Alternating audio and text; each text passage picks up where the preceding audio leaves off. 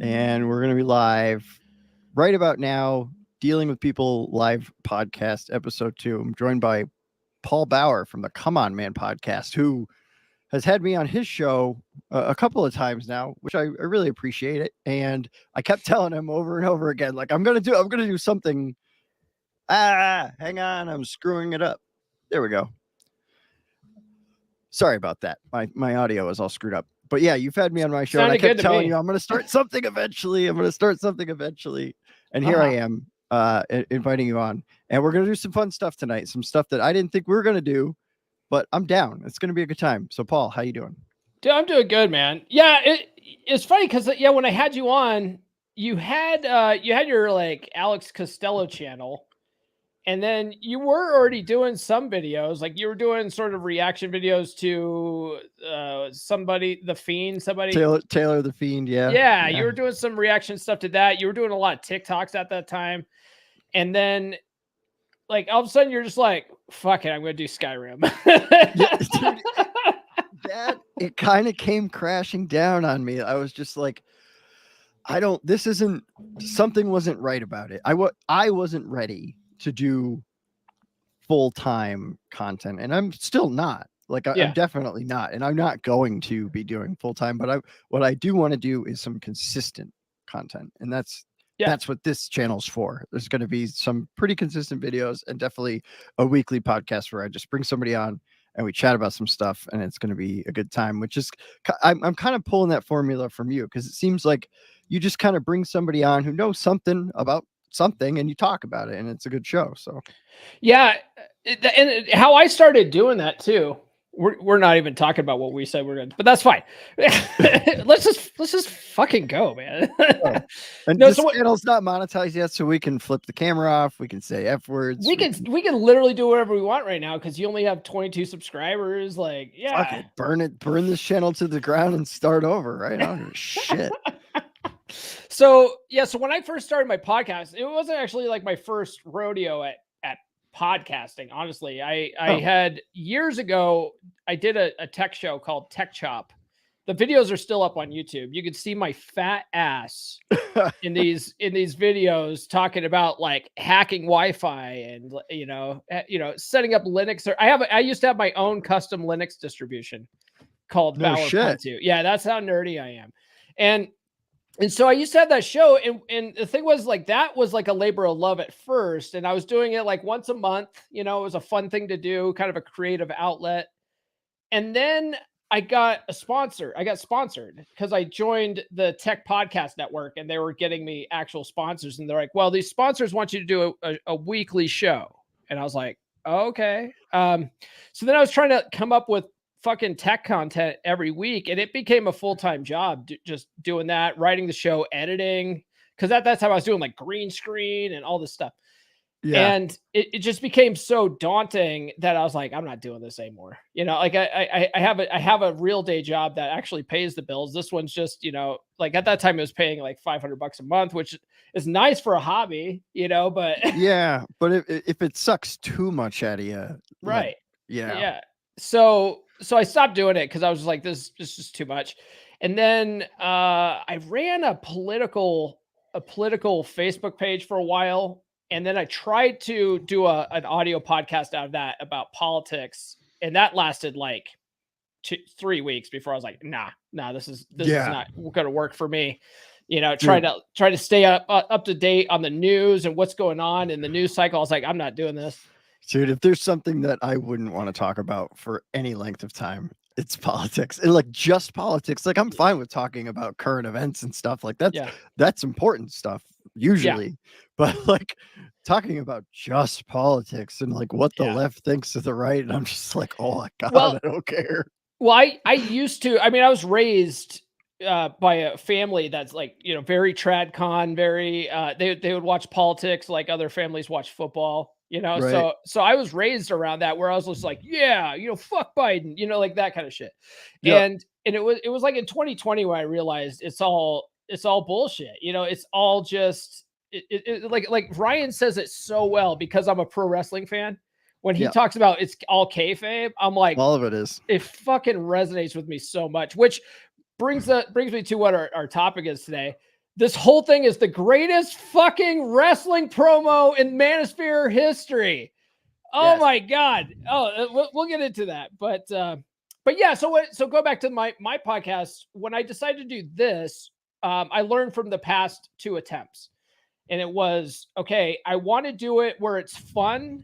I want to do it where I can be consistent and drop an episode every Monday morning and have it, if I want to take a break for a month, I could do that, but still have episodes roll out every month. So I was like, okay, how am I going to do that? I'd listen to Chris Jericho, his podcast, Talk is Jericho. Fucking love that podcast, man. Cause it's wrestling. It's rock. Dude, do you like, you might not be into wrestling, but do you like paranormal? Are you ever into like that kind of? I don't hate listening to that stuff. Do you know the YouTube channel the Y-Files? No. The Y-Files. He's got like almost 2 million subs. He does all sorts of crazy talks about paranormal stuff. But we're not talking about that crap. But yeah. Okay. Yeah. So Jericho talks about stuff he's into. So it could be conspiracy theories. It could be wrestling. It could be rock and roll. And stuff like that. And sometimes every once in a while he'll have like porn stars on, but it's a very entertaining show. And one of the things I learned from him is record in advance and put an episode in the can. That way, if you ever want to take time off, you just play an episode from the can, So what I would do is I would, the show started off from the 3% Man Facebook group. And I would just interview other guys in the group, just other guys learning, game, learning how to be better daters, how to be even better in relationships. And I just, pick their brains. I had like a standard template that I asked those guys questions, and I would just go from there. And then it just blossomed into what it is today. And now I'm doing like 3 episodes a week, which is, now it's a fucking job, Yeah, but is it the job you wanted? It is the job. Like, this is actually fun because another thing that I learned too is like, don't do green screens and like all this crazy editing. Like, if you can set up your background where it's like, decent, good enough. Yeah, it's good enough. Like, you don't have to do much editing. You just cut off the ends and bada bing, you got a show. Yeah. And then now that I do lives, I found with StreamYard, man, you can add elements and stuff and basically produce the show soup to nuts in a single live stream, and then you're done. It's like, dude, this is fucking rad. Then you just got to cut it up. And I've been using the CapCut PC version lately to do shorts, which has just been, that's been a great program for anybody else out there that wants to cut their stuff up into shorts. I use CapCut on my phone. I downloaded the CapCut desktop app.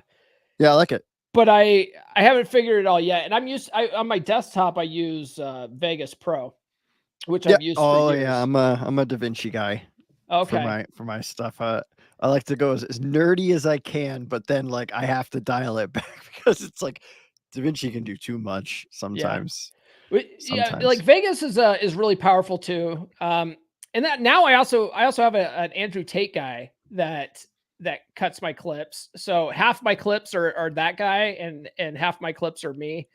And then he was showing me the other day, he sent me like his normal batch of clips from last week's episodes. And I was looking at it and I go, this isn't his normal stuff.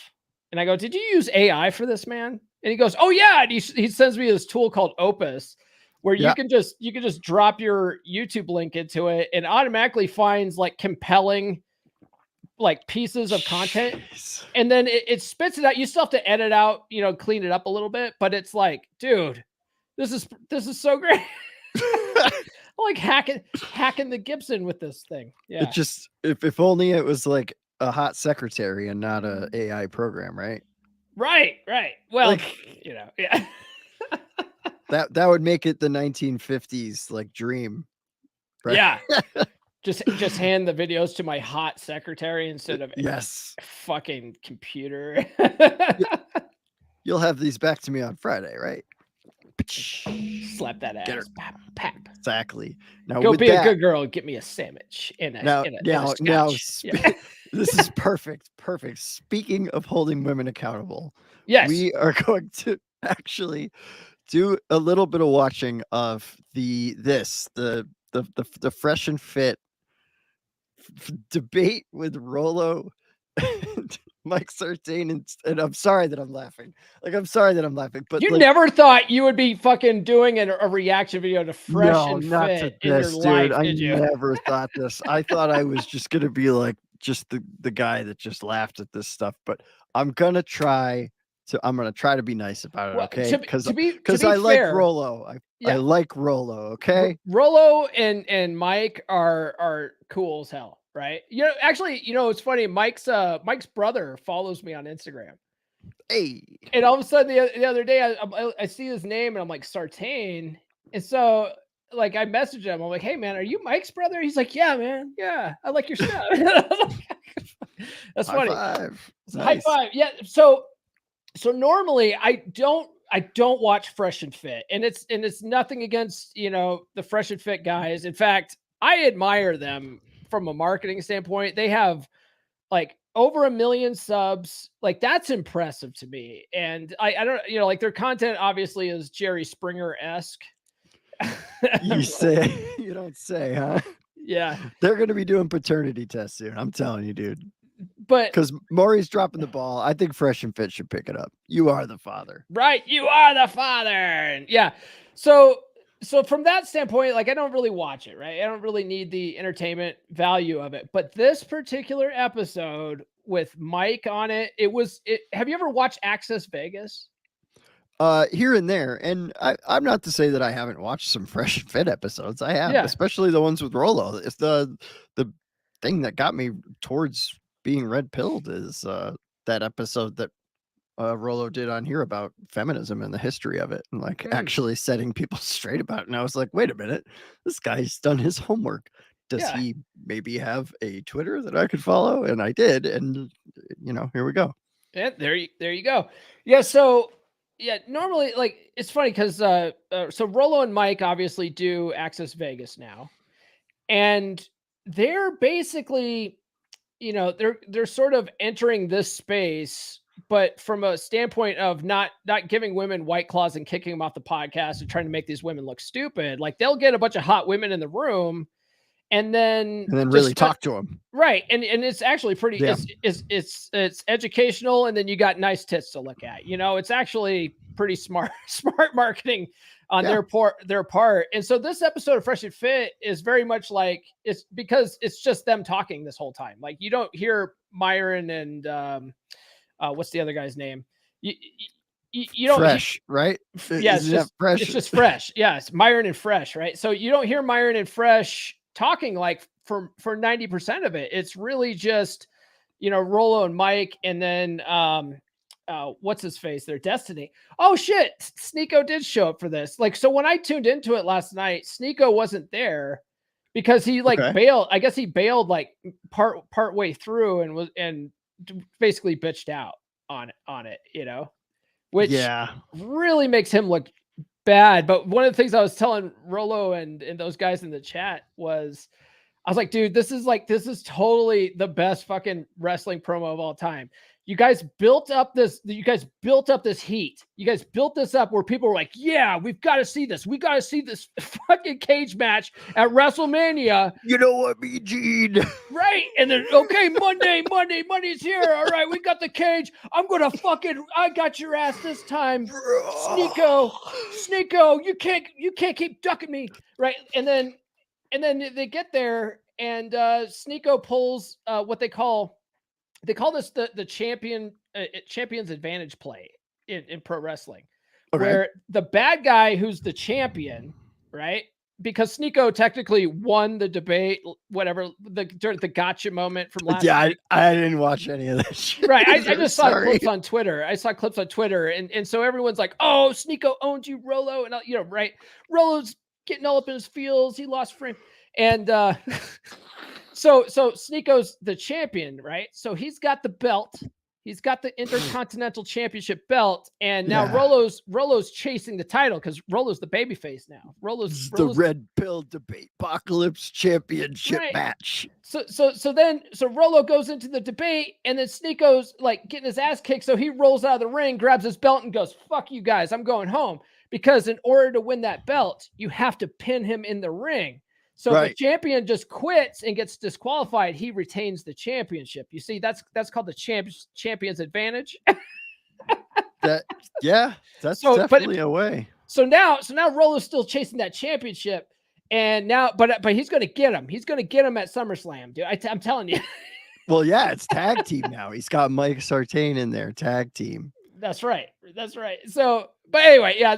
But the funny, because I was just watching it, and it was like this buildup, and all the channels were talking about it. All the channels were talking about. There's so much fucking hype on this that when they like Monday, they're like, okay, we're gonna do it. We're gonna get them together. It's gonna be the fucking the debate of the century. I was like, dude, this is pro wrestling. Yeah. They had 323,000 like watchers last night, viewers. It was fucking unbelievable. Dude, that's crazy. I mean, I was telling some of the guys that we were going to do this episode, and I'm like, my takes are probably going to be pretty dry, but I'm going to do my best. I'm going to put a smile on for it. Yeah. And I'm going to listen. I'm going to listen. Yeah. So you want to start playing a little bit of, I didn't watch it from the beginning, so I don't even know. I'm ready. So we're both virgins. Yeah, we're here. We are Mike brothers. Don't make it weird. Okay, here we go. And we are live. What's up, guys? Welcome to the Fresh Air Podcast. Can you hear this okay? Long anticipated debate between Roll Tomasi, Michael Sartain, Sneeko, and forward. Destiny. Let's get into it. Let's go. Oh! Yeah, let's skip this shit.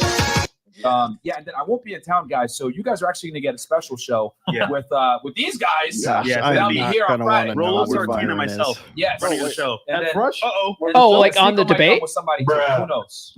Who knows? We have something for y'all. He's like totally pro Rolo though. You know he's pro Rolo. Deserve less. Yeah, and that's a great cover, by the way. Look at Sneeko's face. All the guys. He looks like other links below, guys. Go support them down below. I got their Rumbles, their YouTube, etc. Destiny, Sneeko, Roll Tomasi, Michael Sartain. He's not. So I'll read these guys real quick. From this point forward, guys, we're not going to read anything outside of $100 and up. That's because like his whole platform is going nice and smooth. Talking shit. Just so you guys know, me and Fresh are not and then getting people to react to him. I got a couple topics here on hand, but let me read these and I'll give you guys the ground rules. That's it. Jordan 14 goes, Sneeko to focus on a vasectomy last time. From what I can see. The point is not to have kids when you're broke and haven't built yourself up yet and can't provide. Not every man is young and successful like you are. What's your take? You will be armchair debating somewhere else. Obviously, the tweet don't worry. Was Colin Stevens, turn the volume down. You should ask the resident blue-haired.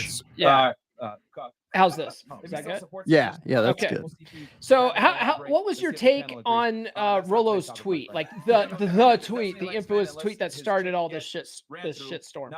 I laughed at every minute of it because I was so busy doing a bunch of other stuff that by the time I even knew the tweet existed, I had already seen like 48 quote tweets saying either something completely fucking ridiculous or it was one of our buddies going like, yeah, and like Rolo, like he pretty much worded it the way it was worded on purpose. You guys are all idiots. So I looked at it and I'm like, okay, yeah, Rolo's pushing, and it's he's looking for it, and he found it.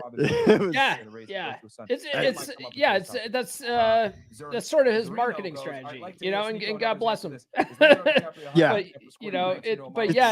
He puts that out there, but everyone was focused on the vasectomy portion. Yep. Yeah, everybody got really up in arms about that. They got really up in arms when control over paternity was a thing, and a lot of guys like to go, oh, hypergamy and baby rabies, bro. It's like, well, look at you now, fucker. Look at your stupid shitty take on this. Yeah, you're sitting here trying to say Rolo's a bad person for saying this. It's like, why are you so worried? He didn't even say you should do it or you have to do it. It was just like, this is a way of doing of stacking that cash, And it's funny because I was explaining it to my mom. She sort of like follows the space now because I'm on all these shows, and so my mom's like, I don't like that. I don't like that. What he's saying, and so I turned it around, right? I said, well, okay, well, Mom, like, what about women that want to focus on their careers and and stuff, and put off having having kids. Yeah. So they freeze their eggs and just avoid having sex and having babies and stuff until they're in their late 40s or whatever, and then they just get in vitro or whatever. She's like, oh yeah, I mean, like, I wouldn't do that, but yeah. And I go, but it's fine, right? it's literally the same thing. Like, why can't I freeze my sperm? It's because I'm taking control of the pregnancy at this point, right? And then she was just like, oh, I didn't think about it. Like, yeah. Oh. I didn't notice that about myself. And Yeah. and if you look at Rollo's tweet, everything on there is just literally just the best way to maximize beta provisioning, because that's what he's trying to show everybody. I think is something he's trying to show people. It's like, this is not what is high value. Like, we're paying attention to how women react, and you are not reacting in a way that says that only beta provisioning says what is high value. Yeah. Women value other things than men. Yeah, which they really get into in this debate. Honestly, they get into they start talking about how a lot of guys have more sex when they're like poor and they have a mattress on the floor. Like that's when guys are out banging chicks. It's not when they finally stack that cash. Yeah. Money was never an issue in my early 20s. Dude, get the fuck out. Even my teens. Did I ever tell you about how when I first met my wife, I was in the Navy, and I lived on the ship. I lived on the ship. I didn't have a house. I didn't have an apartment. I literally lived on the ship. And I convinced her to come out to San Diego from Colorado to visit me. And when she came out for a week. She got herself a hotel room. I basically just packed up all my stuff in a sea bag and went and stayed with her in a hotel room for a week. Yep. But when she got to town, I was broke. I was fucking broke. So I brought her on the ship, took her through the Navy chow line on the ship for dinner. And she thought it was an amazing experience because she had never eaten Navy food on a U.S. warship. And I really played it up like, oh, this is U.S. military food. Like this is whatever. I was broke though. I couldn't afford to take her anywhere. So like, that's how I fed her that first night. And she ate it up. Like, you don't need money. You don't need money, guys. Come on. This looks like it's going to segue perfectly. It's the actual first topic here. It looks like they're doing intros right now. Yeah, they're just reading all the. I wish I got this many super chats. That's crazy. Oh, and of course it goes to a commercial. Get out of here. Oh, you don't block these ads? I don't pay attention. I don't freaking. I'm Steve Bunnell. I support advertisers because I get paid. YouTube and video games on YouTube. So. YouTube.com/Destiny. Got it. I've been doing this for about 13 All right, years. here. What are they saying here? All right. Sneeko, canceled streamer on Rumble, and certified douche nozzle. There you go. I mean, already. Just self-deprecation. Like, he just knows he sucks. Going to read the ones that are 100 and up just because. Well, I mean, he's also sort of agreeing and amplifying because Rollo called him a douche nozzle what a high value man is. I get that. And then we're going to come to or was it during the debate last week? I can't remember, but Rollo definitely called him a douche nozzle during the course of the conversation. We already got 20,000 y'all in here, so do me a favor, like the video, subscribe to the channel if you haven't already. Subscribe to everyone's channel here. Sneeko on Rumble, that's on YouTube. Hashtag MGTOW sent 550 New Zealand dollars. And then look at him going his own way. Do we kick it off with defining high value man? Before we define things, I wrote like 6 things down so we can all agree on things. So we have like a common base going for it. Okay. So I wrote 6 rules that I hope we can all kind of see. This one thing that I actually think is good about Destiny is he came up with ground rules so that they can have what we're analyzing. We're not some here to decorum. make fun of each other, scream at each other, be emotional, whatever. Fine. But we're trying to figure out what the most true shit is. That's actually smart. Number 1. Number 2. I personally think we should move through arguments point by point rather than like diatribing for 5 or 10 minutes so that the other time, because you don't want to start off a point where somebody already disagrees and then talk for another 5 or 10 minutes. And so if I'm saying something or Sneeko's saying something or you guys saying something, if you disagree, just be like, hey, let's talk about this thing before we rattle on a ton. Okay. Number 3, because I hear this accusation a lot. If anybody feels like there's a debate tactic in the room, call it out, and we've got the moderators here. If somebody feels like they're straw manning or appealing to emotion or false authority or whatever, so like, hey, hold on, I don't like that. Point it out. nobody should be leaving here. And then in 2 weeks, being like, there's a lot of tactics going on. Call it out if you see it, and we'll address it later. Like this is all like, this was good. This is what made it not a complete dumpster fire. Having these conversations. So even if we want to say that a feeling about a particular word is subjective or whatever, we all have to agree on that. Otherwise, we're going to be lost in the sauce if we're all like arguing, what does it mean to be alpha or beta? And we all have like 4 different definitions working. Okay. And then 2 more. 5 is trying to keep this as scientific as possible. So have you ever watched anything from Destiny before this? I saw 2 stories. Just like clips out. Like I have no idea what he does except for shit on red pill guys because I don't know other than that. Essentially all I know is that he's a gamer. He's like a game streamer typically. He's got a wife that they basically have an open relationship, so they're both bisexual, so his wife can go out and bang other chicks and other dudes, and he can do the same, and he's into that. But whatever. Traction's not a choice. So that's all I know about him. And then he he's sort of like friends with the Fresh and Fit guys, so he's on Fresh and Fit enough that he's built up a name for himself. So hey, Caudillo, what's up, buddy? We're watching some Fresh and Fit. Thanks for joining us. Everyone at the table can agree what it is.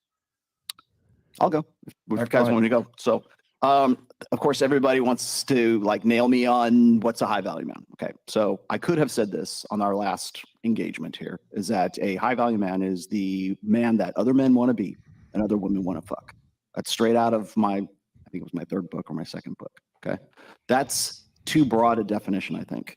So I could have just simply said that. People ask me all the time in the tweet. Hey, we should send a link to Caudillo and have him join us afterwards. Like, why didn't you just simply say that? I am totally down with that. With that is because once you get past, hey, Caudillo, you want to hop on, man? Definition. So I did a little bit of homework on the way over here on the plane, and we generally go to the female delusion calculator on our show, and you guys have used the female delusion calculator. Yeah, send him DM him a link on Twitter. What is a high value man? Well, we've asked that question quite a bit from pretty much every girl that we've had on our show. Now, should it be defined by women? Well, maybe not, but there's a criteria there. What's a high value man to you, Alex? Oh my gosh. We go through that. We go and say, I don't even care. I don't fucking care.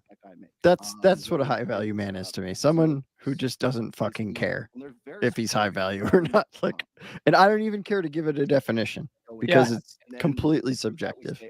The way I look at that and the whole like alpha thing is us as a guy don't get to choose whether we consider ourselves high value or not, right? It's like a fat chick that shows up on the whatever podcast that fat troll calls herself a 10, and she's like, I'm a 10. Right. And everyone else is like, what? No, you're not. Right. Because it's a perception thing.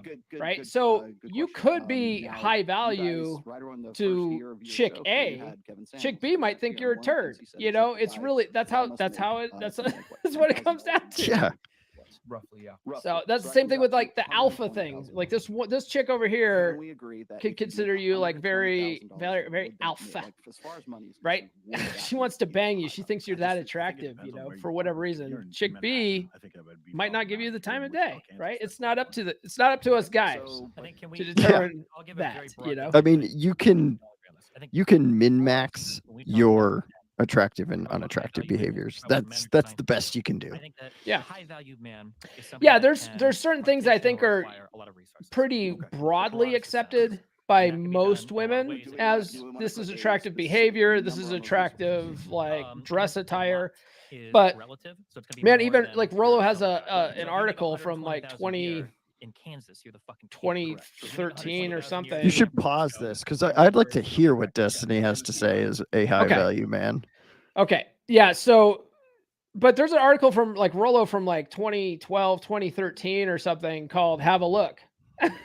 Yeah. And it's all about like, dressing in a suit might not be the type of guy that this chick over here wants. This chick wants a guy dressed like a rock star, So it's like you gotta however you dress, you need to have a look that will fill the role that whatever chick that you're trying to go for.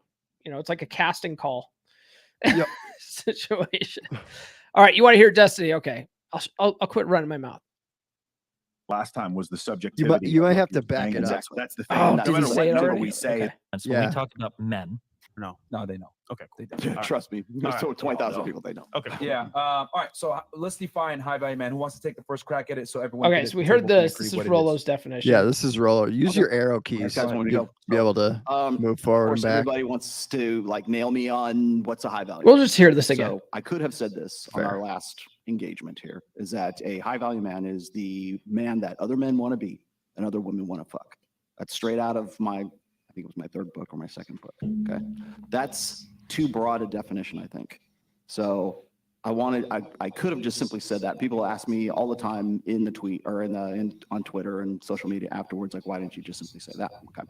Well, problem with that is because once you get past that, it's a little bit too broad of a definition. So I did a little bit of homework on the way over here on the plane.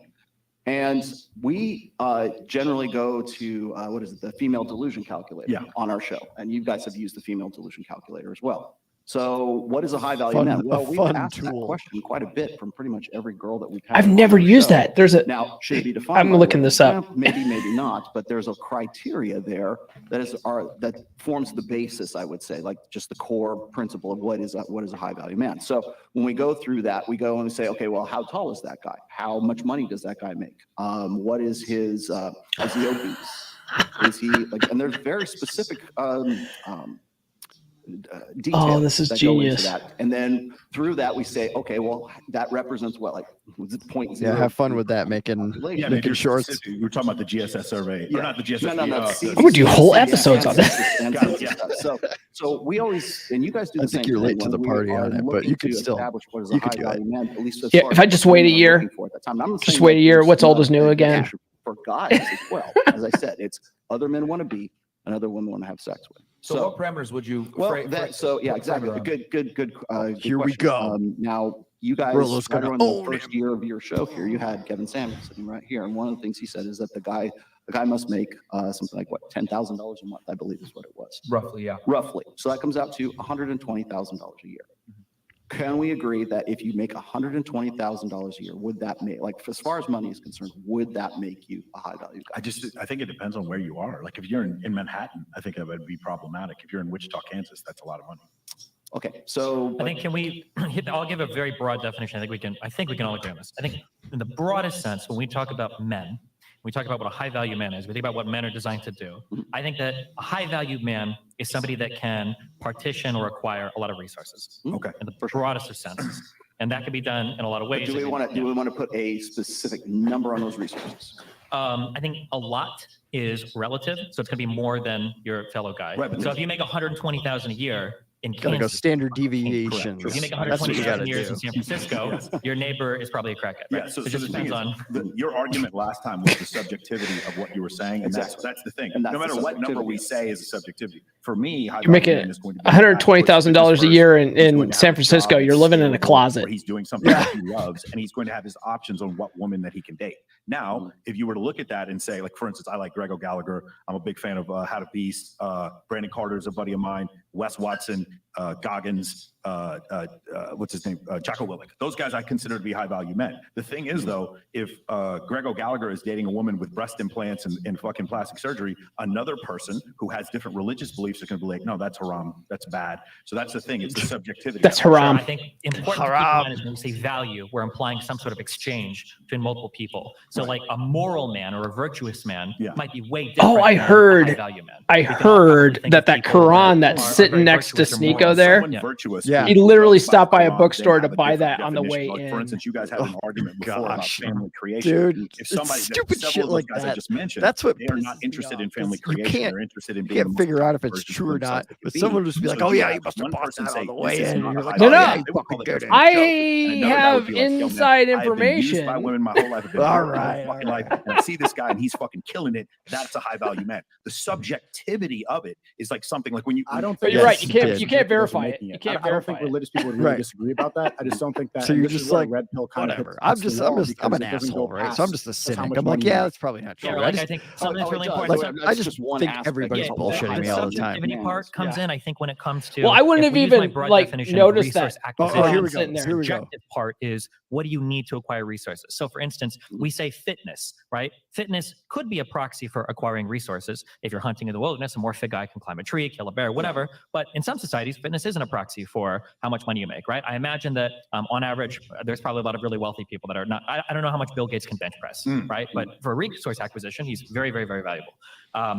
So, and then also, I think we have to keep in mind, when I say high value, and I know Rollo likes to do this a lot, and so I'm going to try to play in this realm. I'm not trying to morally load any of these words. A high value man. So this question got asked, right? You mean just supply and demand? Yeah. So Epstein was a high value man. Yeah, okay. But obviously morally a horrible bankrupt, character, right? Okay. And there's going to be a lot of high value people that have a lot of value in society in terms of how much resource they can demand, right? Or Genghis Khan or whatever, who are morally deplorable people. And there's going to be a lot of very morally righteous people, virtuous people, who don't really possess a lot of value. Maybe it's a carpenter, or maybe if it's I a can intervene real fast, I think one thing that we can all agree I just think Destiny speaks in a way where he's like lures you in, and you're like, well, yeah, he's kind of making sense here, but it's just like, I don't know, just something about me still bugs him so far. It's the blue hair.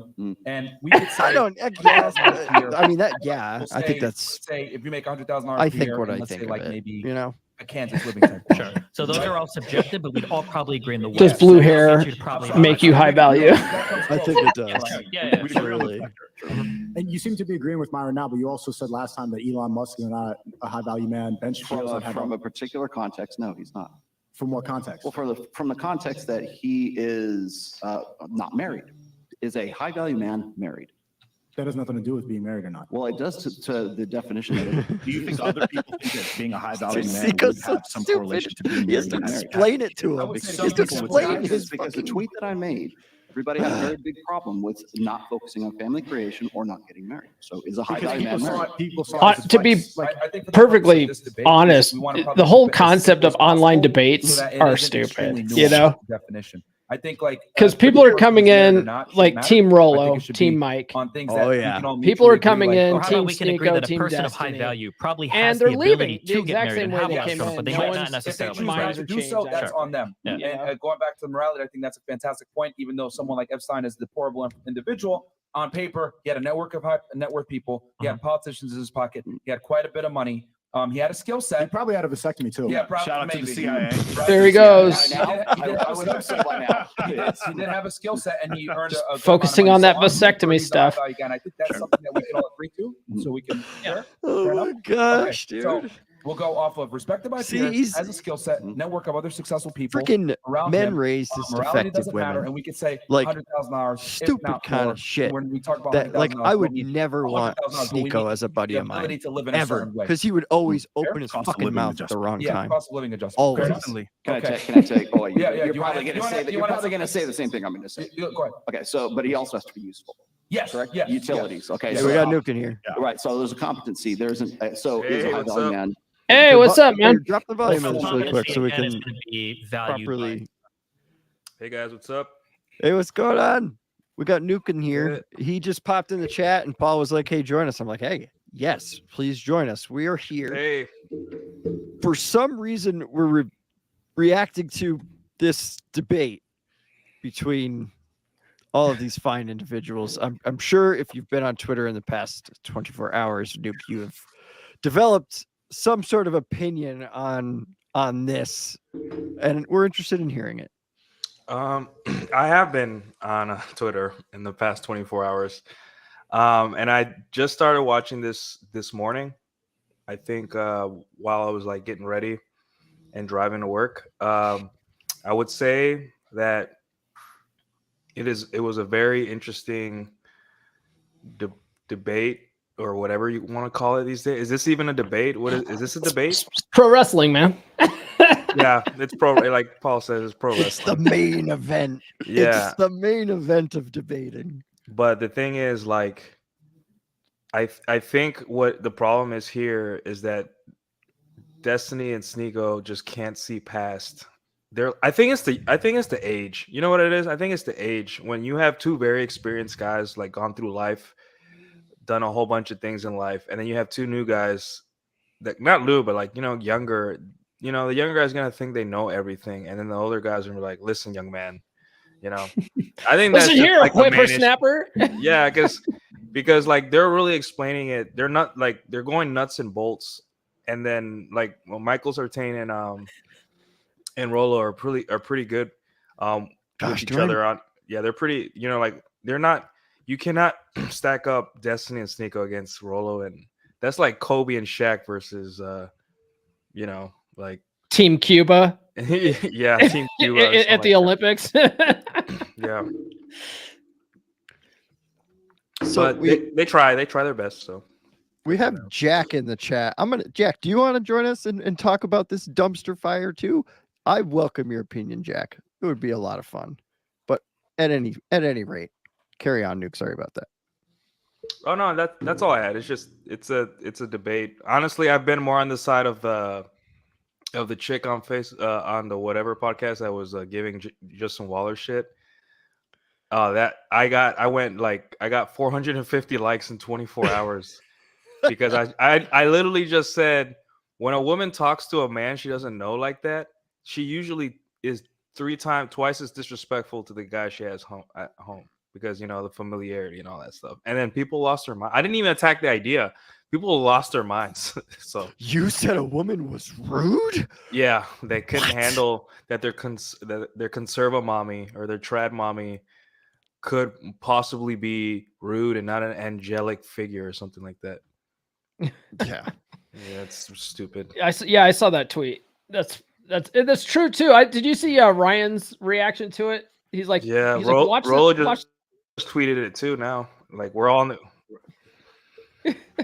But like Ryan said, like watch this with the sound off, right? Yep. He's like, Justin looks like just a downtrodden husband, tired of her shit. Oh, that's hilarious. All right, you want to put the volume back up on this? Yeah, go ahead.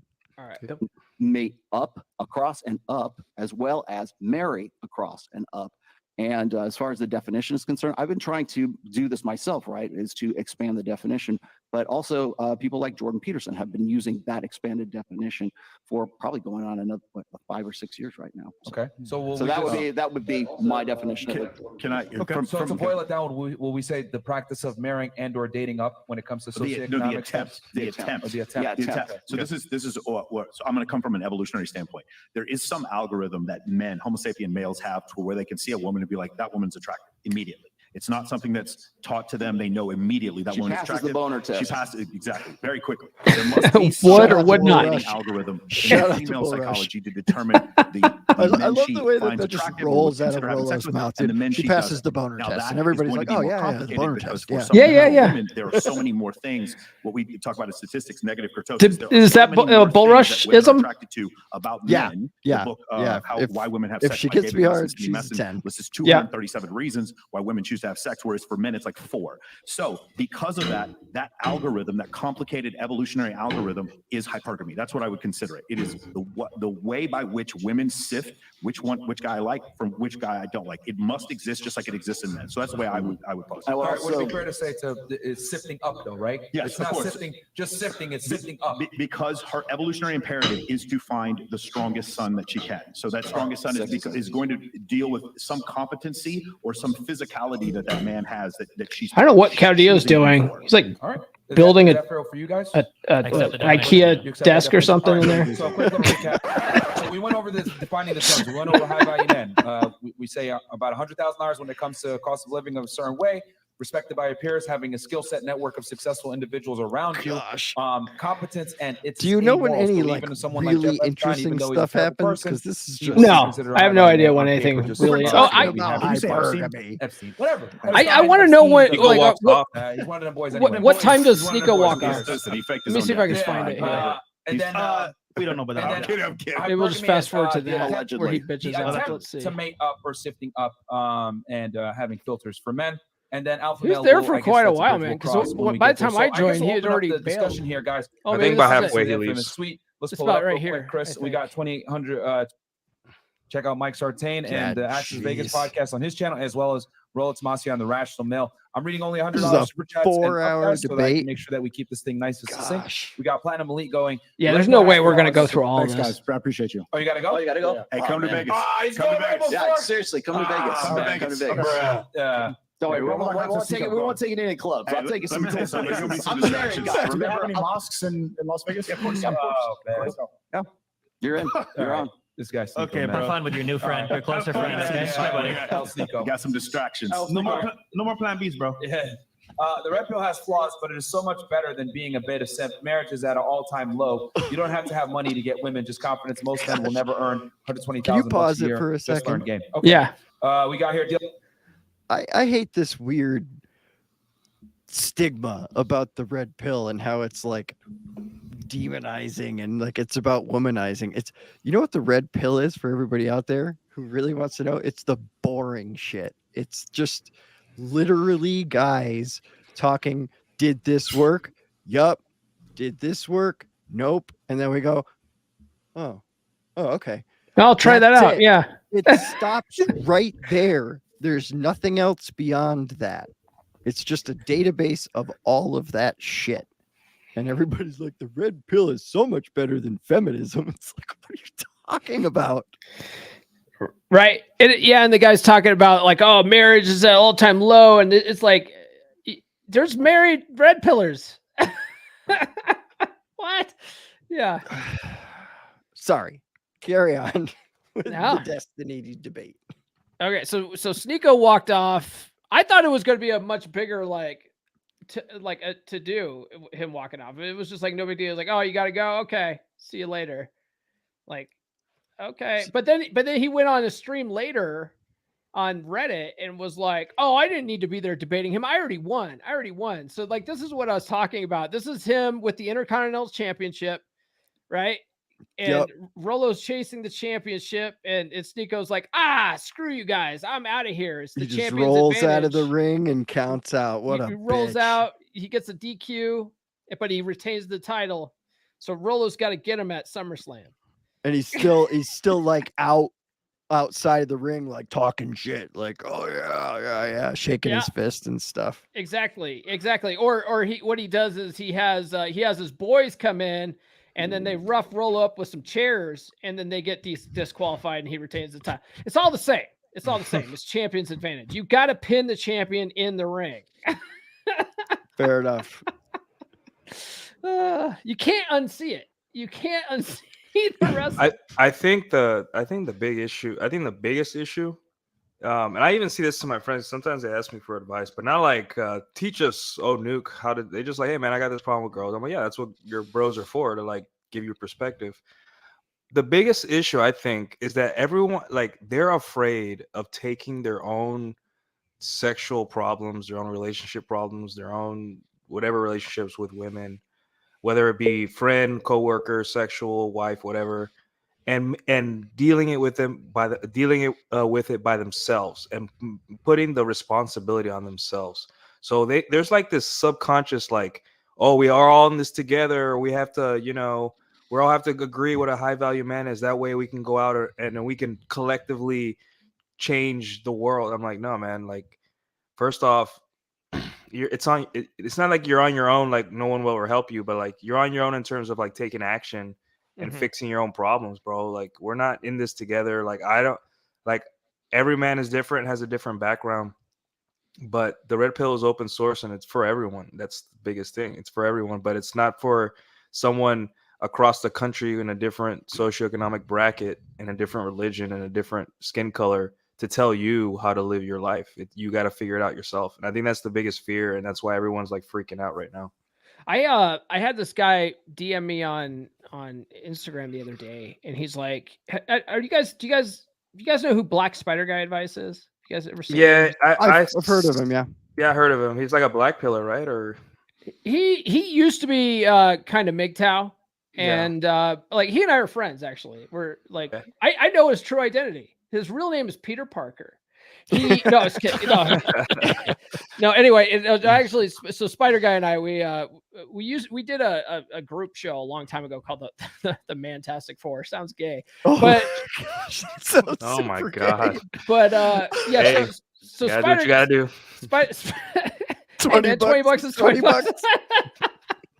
No, so Spider Guy and I, like, we go back a ways, and so this other guy who came on the Mantastic Four one time, he was talking to Spider Guy, and then he comes to me and he's like, "Hey, we need to sit down and have a discussion where we can talk about like some real solutions to this, what do you call it? The gender war problem." Right. And he's like, we need to sit down and like really just come up, brainstorm some like really good solutions. And I go, I'm not trying to be cynical here, because I'd love for that to happen. But do you really think that you, me, and Black Spider Guy advice are going to change a goddamn thing? I go, no. There was like I heard Chesty talk about how there was like this men's march in the late 90s where they all marched on Washington for men's rights. Not a goddamn thing. And it happened. And I think there was like hundreds of thousands of men there. You think us three on a shitty YouTube show are going to change anything? Get the fuck out of here. I will pass on that. I mean, just circling back to how Nuke put it, that is a very female approach to the situation. This whole concept of we're all in this together.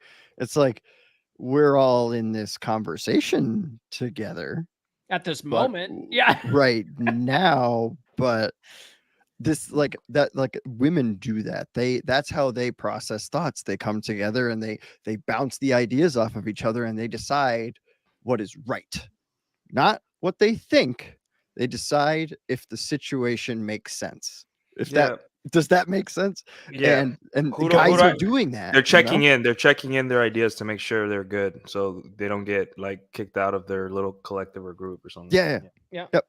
And guys are doing that because that's what they're kind of shown to do these days. It's like you gotta communicate. You gotta do all this, and it's like, you know what? I can just kind of do this myself. I don't need anybody's fucking help. They're afraid of the burden of performance. Like the same reason why when I went after this chick on Twitter, and Ryan and Rolo all went after the chick, and everyone's like attacking and like going crazy and saying I'm a virgin or I cried during sex or whatever they say.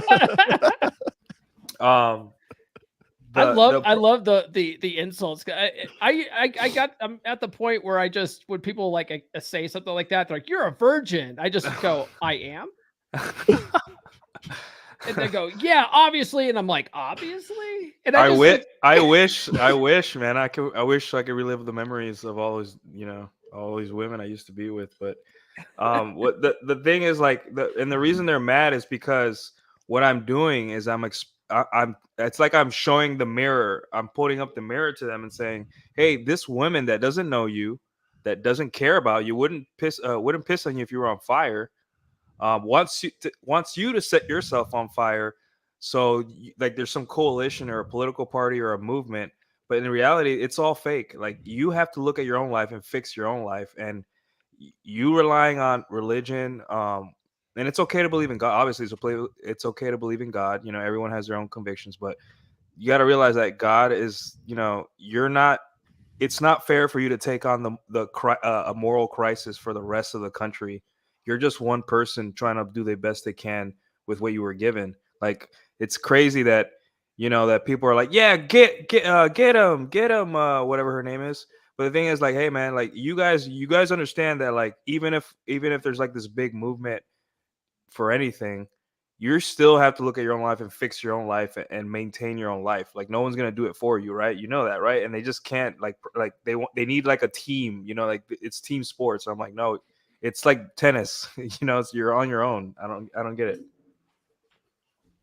Yeah, definitely. I'm trying to find that chick's name too, because I swear I've seen her stuff before, but I can't remember what the hell her name is. Hold on. Yeah. Lisa something. Yeah, Lila or something. Yeah, it's Lila something.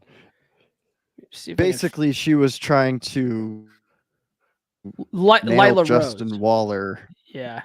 And she was in that video, she was trying to say that he was a bad man for sleeping around. That's the gist of it, right? Like she said, you're a bad person. Yeah, you're gonna live an unfulfilled, unhappy life because but she did it in a condescending, like the manipulation tactics women use. Like, for example, let's say you get back home and you're tired from the gym or tired from work, and your wife or girlfriend says, "Hey, can you move those logs in the backyard?" or whatever task. And you say, "Oh, not right now. I'm kind of tired. I'll do it tomorrow morning or later." And she's like, "Oh, I thought you were so strong. Why can't you always go to the gym?" Like that kind of manipulation tactic. That's exactly what she did. And the thing is, Justin Waller represents any guy. Whatever you think of him, he represents any guy that's just trying to live his own life on his terms and just leave me alone and let me live my own life. But that's not good enough for some people, so they use this shaming tactic.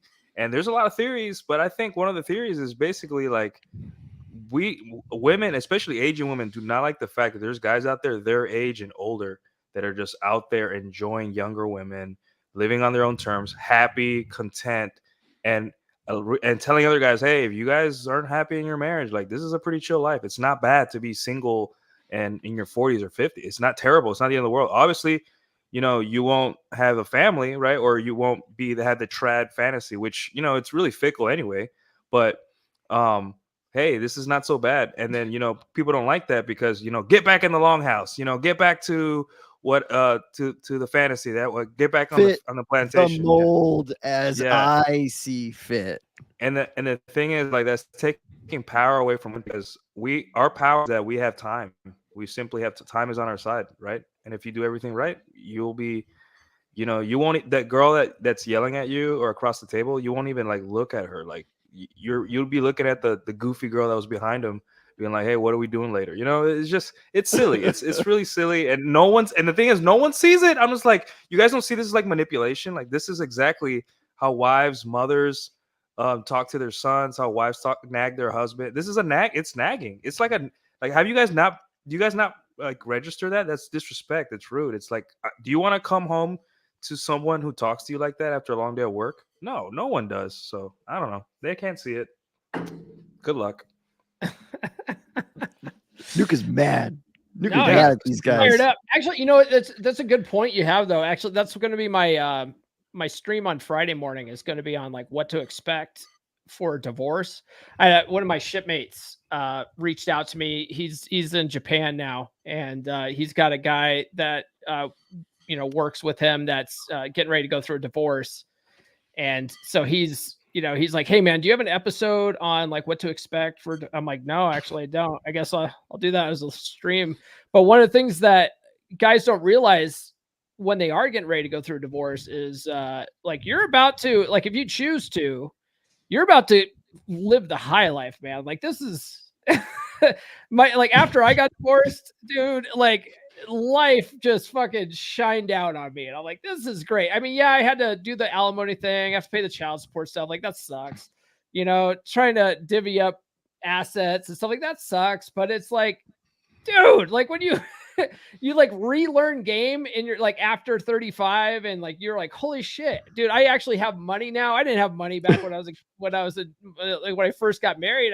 I was fucking, like I told you, I was treating my wife to fucking Navy chow on the ship as like a date because I was poor, Mm-hmm. Like now I have money. Like I can actually do real shit, like Mm-hmm. this is wonderful. Yeah. So anyway, you guys want to get back to this, or are we going to just totally? We could let's find something of this that actually we can really discuss, except for like the definition of the red pill and why guys suck. Let's see here. What RP videos? So we can skip through here. There's timestamps. So look at this. We have why women have sex. That's probably going to be interesting to hear Destiny talk about that, because he probably watches his girlfriend do it a lot. Then just buying concealed insurance isn't enough. He wants to know why his wife has sex with other dudes. Yeah, and that's exactly. I think what we're talking about, though, is the guy who can sleep with hundreds of women. I'm not saying they should, but I'm just saying that those guys who can, there's usually something that they do that is above and beyond. They are true. And the thing that they do that's above and beyond is they go for women. That's the big separator, is whether or not you go after the women or not, right? Because again, when you look at the average heights and you look at the average partners, you're not finding that like all these women, it's like 15 average partners when you're 6 foot plus and only 3 partners for guys. Like even guys that were 5'2" to 5'4", my short kings, no offense, even those guys were on average like 9.1 partners. They were like 4 average partners away from the guys that were 6'5" I guess I'm confused. If the average North American male has 6 partners, how is the 5'2" guy having this was a survey. That number sounds low to me. I haven't heard that before. I thought the average number of partners for the North American male was between 9 to 11. That's what I heard. Maybe it is. I thought 6 sounds low. It might be like average relationships or something, but the average number of partners I've heard. And again, this is a 2015 study, evolutionary psychology, surveyed 60,000 people. So I'm Destiny just talks so fast. In the United States, or what was in the it? United Talks States, so fast. So from what I understand, Destiny, you're saying that if the guy wants it to happen, he'll get more partners. I'm saying that if you take a guy who's 5'4", makes $36,000 a year, okay, and isn't that in shape compared to like a fucking Giga Chad 6'2" guy, if the 6'2" guy is like, I'm going to focus on work and I'll just fuck whatever comes my way, and the 5'2" guy is like, I'm going to fuck everything I fucking can. I I'm don't going to think go any of hard us disagree with that. That short dude is going to pull way more than there's this thing called the pickup community, of course. Exactly, yeah. And from that pickup community too, so I'm trying to keep everything data driven. I know you bring up your strippers, but if I want to lean into the anecdotes, something that I hear very commonly from the pickup community, and something that I've seen personally a lot, is you will find these guys in these incel communities. Like, I don't know if you've ever been to some of these subreddits where people will post these pictures. Dude is like relatively attractive, 5'11". Yeah, and they're like, I feel like I'm hideous and I can't find like any girls. I don't think any girls gonna like me. Do you think autism might have a place, a part in that? It might. It's hard to say. Autism has increased 178% since 2000. See, I don't know. Well, I hear that before. The problem is, do you guys remember Steve Urkel? You guys remember Revenge of the Nerds? We were fucking making fun of autistic people back in the 80s and 90s because we didn't know what they were. So when we say it's 78% more autistic people, I just think diagnosed, right? I just think what happened is we used to just call them nerds, and now we're realizing that they actually have a spectrum disorder. Also, it used to not be a spectrum; it used to just be autism, and now it's a spectrum. So now we can include more people. So I don't know. That could be the case. We can say, hey, you found the exact same studies for autoimmune disorders. I think a lot of countries didn't know what autoimmune disorders were, so now we diagnose more of them because now we understand what it was. Yeah, I understand. But so just to circle back on this one more time, that we can move on to this point. I don't know of any trait that guarantees you a high number of partners, despite the fact that we talk about it like that all the time. Like, I can't find research that says if you're 6'2" plus. How about 2 traits? Two traits. I don't know. The 2 traits would be combinations. The combination would be some form of competency or physical attractiveness, or like, and then combine that with, I'm going to go out every night till I get fucking laid. Well, but again, the only one that really matters is the latter one. Because the latter one, in the least competent guy in the world, is going to get him laid more than the most competent guy. I just don't know if you have 33% of men having zero sexual partners. I think there's still like a million guys in like the Looks Maxers right now. Well, 33% was for men 19 to 30. And again, I understand we can do a lot of conjecture, but like I said, like I'm like I said, I tried to find. What do you guys think so far? What do I need to have to fuck a lot of women? What is like the trait I that will think do it? Destiny talks really fast. If you want to fuck a lot of women, you go for it. I thought he was actually making a somewhat decent point. I don't know if this is the segment because I was off getting a drink, but he was saying that, he thought that the guys that get laid the most are the guys that go after it the most. And I was like, wrong. I think there might be something to that. I endorse that. That's basically my brand, is that if you want it, you have to go get it, and you have to put in the work. But the thing is that like, even Michael Sartain mentions the area of Dallas where I live in, which was kind of scary because I thought no one knew about this little. I was gatekeeping this little area to myself, but he mentions it in a couple of minutes. He'll mention it, but the thing is, like, it's hard to like agree with someone that has no idea what it is to go out and game women on the street, at clubs, on online dating apps. Like, obviously he has his status and he's probably, makes it a little easier. But the thing is that this whole talk is good, but it's just like Destiny is just doesn't have the experience, and also the life experience as a normal regular man. How old is he? Like 27, 30? I'm not sure. Let's see, Destiny. Probably I would guess around 30 at the most. It's hard to tell because I'm 30 and I'm 34, and I still feel like I got a lot to learn in life, but I only got 4 years on you, and I can tell you, yeah, you do. Sorry, it just is. Paul I'm sure he's be like, yeah, you both got some shit to go to. Yeah. This is funny. It says on his Wikipedia page that he's either 34 or 35. Really? So he's my age. Because it says that like it's got two different birthdays on here, 88 or 89. Like, which is it? Wikipedia? I don't know. But yeah, he's like 34, 35. But yeah, I mean, like I sort of agreed with that because that's also my brand, right? Because otherwise, like if you go strictly by, you know, what Rollo and Mike talk about as far as like genetics and you know, you're basically it's the 666 argument, you know, 6-pack abs, you got to have this to get and guys take that and they go, well, you have to have that to get women. If you don't have that, you don't get women, which isn't true. You know, and I've done streams on how it's a total myth. Yeah. Right. I think that people miss the point that there's kind of just two arguments happening at the same time. That's like Destiny is correct. Yes, you have to put in the work and you'll have more results because the guys everyone loves that part of the argument. Oh, yeah, men have to step up. Part of it. Yeah. But it's the guys who get good at it by doing it that get better at it and have better results. It's not just you have to like just because Destiny's right doesn't make it a good argument. It's not really what we're. It's like in sales, you know, you have the law of averages, right? The more doors you knock on, the more sales you're going to get. It's the same. It's literally the same thing. Yeah. Yeah. It's a qualitative approach versus a quantitative approach, and they're having, I think, both discussions kind of at the same time, and Destiny's kind of just showing the quantitative part of it, and he doesn't want to talk about the other side. Yeah. One thing I do find interesting is they do come to some agreements on this. Like, yeah, I'd agree with that. You know, which is good. You know, it's good. Like, that's why I said it's not a total dumpster fire. But here's the thing, they're going to get into like the differences between men that are like 6 feet and 5'11" and 5'6", and then they spit out a pretty surprising statistic that the difference between like a guy that's 6'3" and like 5'8" is like one partner per year, or one partner per year, or partner per life. 3 or 4 different life partners. And the thing is that like that's what, and then that just means to me that most of the guys are just waiting around for a girl to like, you know, just come into their orbit, and you know, just like the regular average guy, right? And then that would negate this whole argument that guys like me are the ones that are destroying the West, because there's so little of us that we can't even change the needle of like how many men are getting laid. So why is it that whenever there's an argument with like like, you know, your Lila versus Jay Waller, why is it always the fault of the guy that just says, hey, I just kind of want to get laid and a little bit and focus on me? Why is it us? Why doesn't it turn against institutions? Why doesn't it turn against everything else?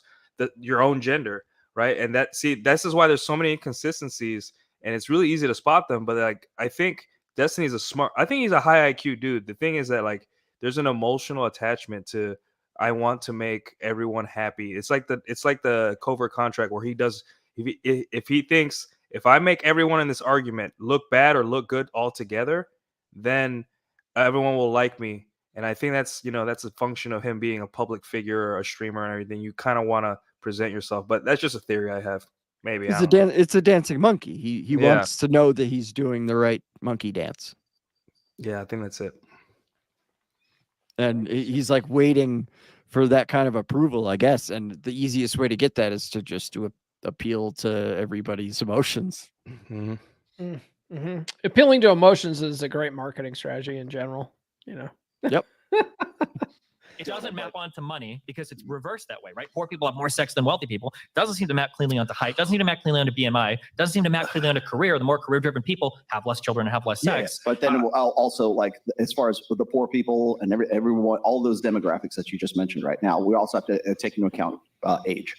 So if you're looking at like 18 to 30 demographic versus the 30 to 40 to whatever it is. So also, there's a difference between having wealth and the ability to spend. Like the willingness to spend, I think actually might I was going to say, we're in Miami. I just had a study here that was saying that like men who are like not frugal, who would like overspend, they're like, it's almost like Findom, right?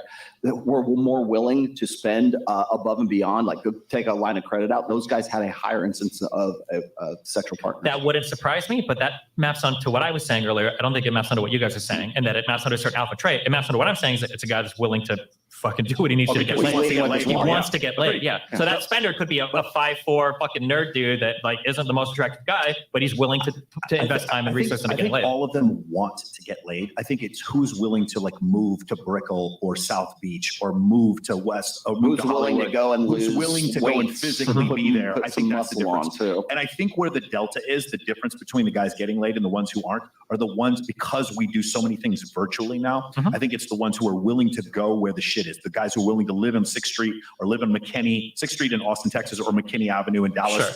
Those guys who are willing to live there or be there all the time. I agree with you. The ones chasing it, yeah. Yeah, but I think they all want to get laid. Sure. But again, to circle back, because it feels like in these circles we talk about these are the traits that are desired by women, and these are the things that's your stomping grounds there, Nuke. Actually having the sex. I cannot confirm or deny. So that like theory is totally broken. I don't totally broken. I think you just add logistics to the previous theory, and then all of a sudden, for me, because I bet you if we compare, I'm gonna eventually do a dating course. Gotta have a course. I'm gonna eventually do a course on meeting chicks out in ranch country. You know, I think that's gonna be my niche. And the thing is, like, there's no chicks out here in the cow pasture, right? There's no cold approach to the cow pasture, and so like you have to go to where the chicks are, and sometimes that's an hour away. Sometimes it's like that is true. That's just how it is. So yeah, you do have to be willing to go out of your way to do it, because chicks aren't gonna fucking break into your house. So. And cook you a dinner. I've done that with I've done that back in the day. My buddies were like, "We're going down to this place. It's like it's down here in another state, like over an hour away." I went. You know, they told me I had some success sometimes, and I didn't other times. I agree with you that if we control away for like sex addicts and everything, fun either way, we can say like, okay, what that women prefer. But if like all the sex, let's see if they got something else here. I think we beat that one to death. Let's see here. Is pair bonding real? That's got to be an interesting topic for Destiny. Why are we arguing like stuff that we already know? We're too old for this. Oh, we're not arguing. We're just reacting. Polyandry. We're reacting like the kids, Nuke. No, polygyny is two women and one man. This is what red pills devolve interspersed to, with small periods of monogamy. That's how I would answer the question. So Wait, there's not one. Do you see what that guy's saying? Out of all the dudes on the table, who do you think has the less bodies? Oh my god! Pleistocene times would be a man staying with his wife for at least 3 years until the child would be able to walk.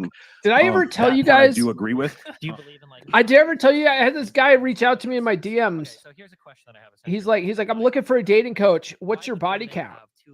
And I was like, what kind of question is that? I could give you a number, man, but like, how would you verify it? I know where that's from. I think Patrick Bet David, the billionaire guy, he said when you're vetting a dating coach, ask him his body count. I was like, yeah, that's exactly what the kids. That's what the kid said. He's like, well, Patrick Bet David said this. I go, Patrick Bet David's a fucking idiot, you know? Because like, yeah, you might have someone like John Anthony Lifestyle. You can't say anything bad about that guy because he does defamation lawsuits. So his claim that he's got four-digit body count may or may not be true, but how do you verify it, right? You can't. You just got to take his word for it. I have twice his. Whatever his number is, mine's double. Yeah, who's the highest you've heard so far? Okay, I did one more than that. Right? Like fucking stupid. Guys get locked onto that notch count. But yeah, turn this up. Let's see what they're talking about. He's 6 foot tall, everything else. He's got to be the best quality. Guys are scattershot. Again, it's the R and the K reproductive models, I guess. Okay. Men tend to be much more R selected. Women are K selected, meaning that they're going to want to be more because they have to. Well, for the selection, I think that refers to the species. I don't think it refers to. It does. But what I'm saying is, if you were going to like translate it from like what's I agree with that guy. Reproductive strategy versus that $9.99 super chat. Men, we're ejaculate and evacuate, right? It's get in, get the job done, and go. Because for one ejaculation, we have like 1 million sperm, so it's scattershot, right? For women, it's one. It's the what is it? Sperm is cheap, and the way. So it's a parental investment hypothesis. The way you said it before is there's so much less investment necessary for a man than for a woman, and so for a man to pass on his genetics, quantity of women would be more important than quality, and for women to be the opposite. Well, so, in a pragmatic sense, I'm not saying it's the most ethical. I'm not saying it's moral. I'm not saying whatever. I'm just saying in the most pragmatic sense. I understand all of that. Okay, I'm going to bring all of this crashing down. Okay, I hear that we talk about this as a theory a lot. Wow. I don't think anybody is a proponent of this theory anymore. You brought up Bus, and I know that you said you have contentions with Bus's current work. It's because he no longer believes in this kind of like dual selection strategy. And then, do you believe in a mate switching strategy? No. You don't believe in a mate switching strategy? When I looked up data for what were the most reproductively advantageous ways to conduct oneself throughout all of human history, humans seem to practice something called serial monogamy. So we date, we break up, we date, we break up. That's what I described. Yeah. And that is, not only is that what we tend to practice, that is the most successful reproductive strategy. Yeah. But that's a mate switching strategy. But it's not like you dump somebody immediately just to like upgrade, because that, I don't think there's any evidence for that. There's no data for that. The thing is, how do you make data for upgrade? Do you see what I'm saying? Like, sure. So here are some things that people measure. So one thing is EPP, I think it's called extra pair partners. When people do broad research in society and they try to find like how many people are having these extra pair partners, how many people are married to the beta bucks and then fucking the alpha guys for the genetics. Can you imagine getting ready for this debate? Is 6%, but globally speaking, it's about 1 to 1.5% in almost all areas. So the idea that women are going out to fuck men and then coming back to their beta guys, there's no data for that. Not only is there no data to support that, actually, from an evolutionary point of view, I will say that actually, I mean, he's right about this. He is right about that. Guys are, from what I see on, and I know it's on social media, but I think the stigma is out there that women are like, they're all whores or whatever, and they're all cheating on. They're all hypergamous. Well, they are all hypergamous. They don't always act on it though. And it's like, okay, that does not line up with any of my personal experience. It doesn't make any sense, and I don't think the wool's been pulled over my eyes. You guys are just mad that you aren't getting any, and you gotta be pissed, and you gotta have a boogeyman, and you make it women. Mm-hmm. And so I think the Smurf man here is right about that part, that guys they're not calibrated right. They have this really crazy mental model about women. And you know, some women are like that. Yes, not all women. This is no Walt for sure. Yeah. Well, it's like what Chesty says all the time, right? There's all these guys that are thinking of women in the abstract. They're arguing about women in the abstract right now. Yeah.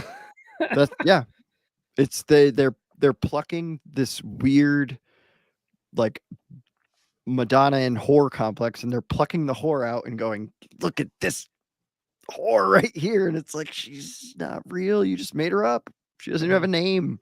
She's fake. Yeah. That's the whole like trad versus like non-trad girl, the liberal versus conservative, the virgin versus the high body count. There's so many things that men like, they create this like cyborg woman in their mind, and then they argue for it. And then I'm like, dude, I can promise you there's girls that are conservative that are just like complete thoughts, like sluts that they can't even pair bond with a guy. And I can promise you there's girls that are like, that voted for Biden, and they're probably willing to cook and clean for you and are happy to have you around. Like, stop, like, you guys gotta really go out and meet women and just make, and it goes to the responsibility thing. Why go out and meet women and put in the work myself, and not work like you're not working on a field or grinding. You're just going out and living your life and socializing. Why do that when I can just sit here on the internet and just argue for two different women in the abstract that may or may not exist? And I'm telling you, it feels real. Yeah, and I'm telling you, like, everything that people argue about, once you start, especially since I live in a big city, I meet women from a lot of different backgrounds, and through friends, as friends, acquaintances, coworkers, or just just people around my neighborhood, neighbors, and all that stuff. And it's not, women aren't great, they're not like these, they're not great, but they're not terrible either. They're just neutral. It's just they're people, and they have market pressures. And honestly, like from what I've seen, especially like the body count debate. So this is what I've done. I've when I'm dating a chick, I always ask about her friends, because women are really like willing to talk bad or spill the tea on their friends for some reason. So I asked her like, oh, so how's your friends' dating lives? And then one thing I found out about the body count thing was that like simply what women do is that in between boyfriends, they have like 2 or 3 guys that they have on standby, because they're more hyper aware of their body count and more insecure about it than we think.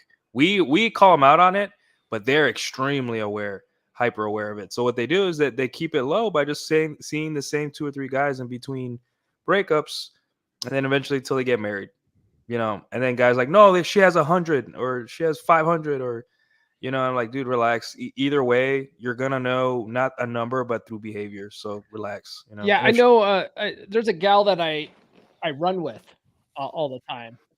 We've done like marathons and stuff together, and we train together. And she went through a divorce, and she brought, she flew this guy in that she, was like a, dude that she dated back in the day. She flew this guy in, and I was like, you're air freighting in dick now? Like, what are you doing? Just like giving her That's shit. funny.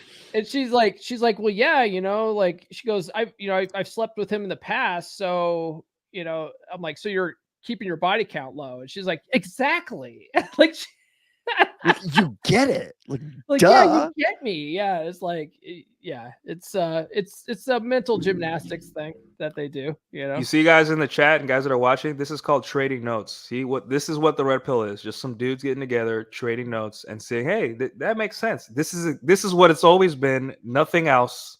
It's always just, and we're doing it because we want a solution so we can get back to our lives that we want to live. That's it. That's all it is. Nothing. It's boring. It's like C-SPAN. It's boring. It's boring. Oh, shit. it's also holding Hyman accountable. Well, yeah. It's like hypergamy. Don't kick me off. Right? Don't kick me off. It's hypergamy, right? It's dualistic. The red pill is the boring stuff and women. Did you guys catch my stream on Friday? I had that blonde chick Morgan May on again. Oh, I commented on there. I stopped by for a little bit. Yeah. So Morgan's a cool chick, and she teaches girls girl game, and so I like just chatting it up with her, just to see what she's telling the girls and stuff. She's funny, and one of the things I asked her what she thought of. There's this female dating coach on TikTok called Chantel Heidi, and she teaches women no kissing for 3 months, right? And so I asked Christ. Right, asked Morgan what she thought about that. And then I said, be careful how you answer, because I might give you a White Claw and kick you off my podcast. But guys don't want to hear that, right? There's just most guys, they can't take that information with a grain of salt. They hear what goes on in the other locker room, and they're like, what is going on? That's not how we would do it. It's like, you're right. I wonder why. Maybe they're just a little bit different than we are, you weirdos. Right. Stop trying to make them it's kind of interesting to hear girl game strategy. It's like I sort of preface that show with it's the art of war, right? Know your enemy. kind of thing. It's like, so you guys do this because of this? Yeah, you're on to us. Yeah, okay.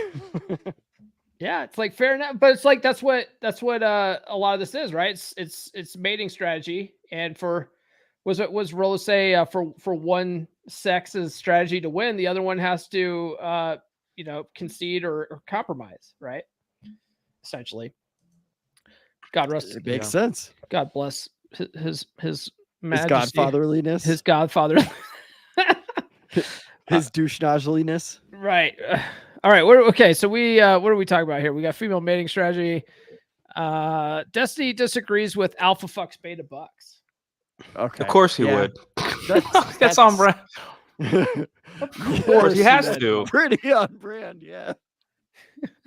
This is the alpha flex beta bucks is not indicative of anything. Hold on a second. So we saw that thing that Chris put up before, where not only were men having fewer sexual partners, maybe we'll wrap up. Women after also this were having fewer sexual partners. Agreed. That's one reason why they might not be acting on it. Number two, when you talk about 1%, you were talking about genetic cuckoldry, 6% or as low as 1%. The thing is, when women go outside the relationship, often they don't have unprotected sex. So it's really difficult for you to then say from that standpoint that even though she may cognitively be having sex with a better looking guy, she may cognitively know to use contraceptives. She may subconsciously be like, I'm still having sex with a better looking guy because I want his genes, even though cognitively she's not doing that. Consciously, she's not doing that. But do you understand what I'm saying? She's still having sex with a male stripper without the intention of actually having a baby with him. Whereas sure, we can say that, but then that kind of betrays. Her cave woman ancestor was not doing that. Her cave woman ancestor didn't have a condom. Does that make sense? I can understand what you're saying, but the reproductive strategy just doesn't. You make notice sense. how like super casual Rollo is in this? He's all like shoes off, just fucking like. He's the one who believes in okay, sure. I believe in mate switching hypothesis. We're talking about female the difference is strategy? women are cheating. Number one. They are some women cheating. I've only been talking about and this when they cheat, they are doing so because they're in an unhappy relationship. So let's bring this all back around to Dunbar's number and social media. More women are in unhappy relationships because they are comparing themselves to other people, other relationships, and they have access to more men, which is causing more unhappy relationships, which is causing more cheating. Yeah, but despite all of that, men still cheat more. I don't disagree. Men cheat slightly now. But it's only slightly now, but you would imagine that but if they women close together, really closing the gap right there now. are a couple polls. Well, there was a recent YouGov one. I read that New Yorker article that you read that referenced one in 2016 that showed that the gaps were closing quite a bit. He's citing a poll. Like polls are fucking not stats, you know? Every year word, like, and it goes both ways. Sure. Well, but the problem with that New York paper is it was citing something from a McKinsey Institute, which the people that they survey is questionable. But regardless, let's say that I grant you that it's the same. Those were bad. If we're arguing that women are hypergamous, women have access to all these men on social media, But women are on polls, Twitter, Instagram, I mean, and polls are and, just I know you've tweeted known up to before, be and you guys have manipulated said, I don't know if you agree themselves, that women celebrate cheating more than men, or like women aren't going to get shit from it. Divorce. Sure. Yeah. And that women's friends are going to be like, you go queen, and men are like, don't cheat, right? If all of these things were true, wouldn't we expect women to be cheating way more than men? No, because women, and they have an easier time doing it because they go fuck anybody they want, right? For sure, but women don't cheat more than men because men are more interested in casual sex. Like if men are obviously, I mean, you don't disagree. I mean, men are more interested in casual sex than women. That's the reason. So let's go back to the thing I said before. The main point of the study was that 83% of the time when a woman cheated on her, stepped outside of a marriage, she fell in love with her affair partner. When I understand what you're saying. 30% for men, which means for men, they could have sex and it didn't mean as much. Where women, when they would have sex with men just want partner, a different their intention was vagina to switch sometimes, partners. you know? And I like could buy that. But then there's the schism here. Exciting to have the dual out of town strange, right? I think it's Mike on the mate switching. You disagree with Rollo on the exactly, yeah, because you guys have a big disagreement there. It's not a big disagreement. Because the question is, what is the mating strategy? Because you're saying women are always fucking to find long-term partners, which I agree with. Yeah, he's probably also trying to look for. The reason why I don't completely disagree is because I used to live in Los Angeles and I live in Las Vegas, and there's tons of women. He and Ryan are awesome about, and I meet hundreds of them. And what you're going to say is, well, yeah, I mean, that's selection bias. What I'm going to say is at the beginning of the debate, I agree that we're not going to do stories. We're just going to do research, right? They're very good at identifying what they're going to need statistically viable, that women are still doing what he's saying. It's just not all women. So the discussion is it 50-50 or is it 85-15 or is it 90-10? Based on like cuckold, I think one of the studies I even have is like the cuckolded fathers or whatever. And again, those extra partner parents are literally, it's like 1% of all. Because of contraceptives, I don't know if that's It's not even contraceptives. This is historically, because the only way they do this is through genetic analysis of like broad spectrum of people to try to figure out like so it just doesn't seem to be the case that many women practice that reproductive strategy. Another study that you guys bring up too that's kind of in this wheelhouse is a long time ago there was a genetic collapse where there was one man for every 17 women. Right? Are you talking about during the it was like 8,000 BC, I think. Years ago, yes. Okay. Yeah. So for a while, and I think in 20... You're talking about a near extinction event, but after the agricultural revolution? What are you talking about? There was a 2015 study that showed that prior to this, there was a big genetic collapse because of a near extinction event, but this was a particularly interesting one because it was only a genetic collapse of the Y chromosome.